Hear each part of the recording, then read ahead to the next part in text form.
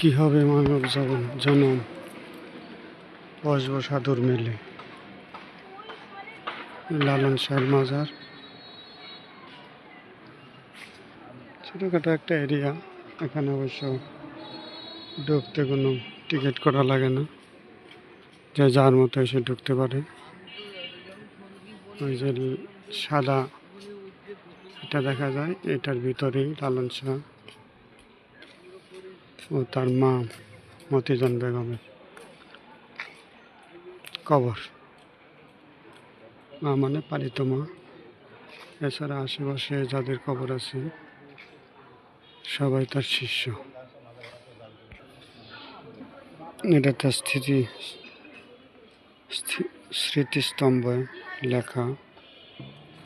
তার মৃত্যু তারিখ লেখা আছে 17 অক্টোবর 1890। তখন তার বয়স হয়েছিল 116 বছর। অর্থাৎ তিনি একটা মোটামুটি দীর্ঘ জীবন পেয়েছিলেন। ইতিহাস বলে এক সময় তাকে মৃত ভেবে, যে দুরাগ্য রোগে আক্রান্ত হওয়ায় মৃত ভেবে তাকে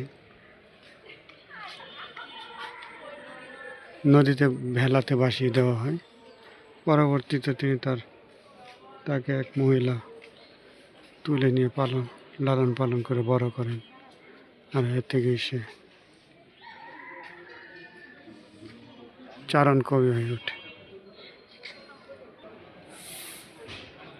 তাকে চারণ কবি বললে ভুল হবে, সে মূলত ছিল মরমী কবি। তাকে ইংরেজিতে বলে মিস্টিসিজম।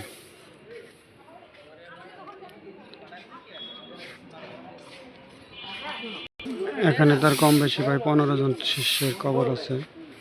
আর ওই ঘরের ভিতরের ডান দিকে হলো লালনের কবর, আর বাম দিকে তার পালিত মায়ের কবর। আর এই সম্পত্তি তার পালিত মায়ের।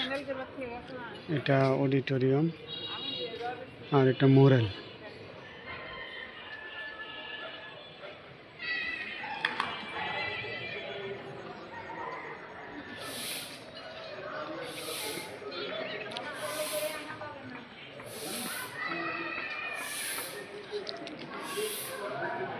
জেলা একাডেমিক ভবন। এই মোটামুটি দৃশ্য।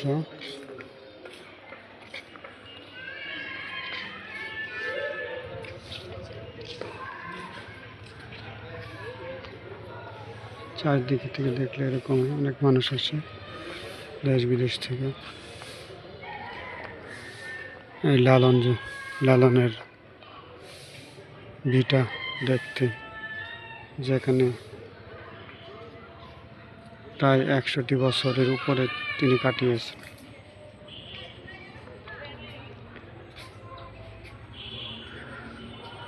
এই পর্যন্তই। আল্লাহ হাফিজ।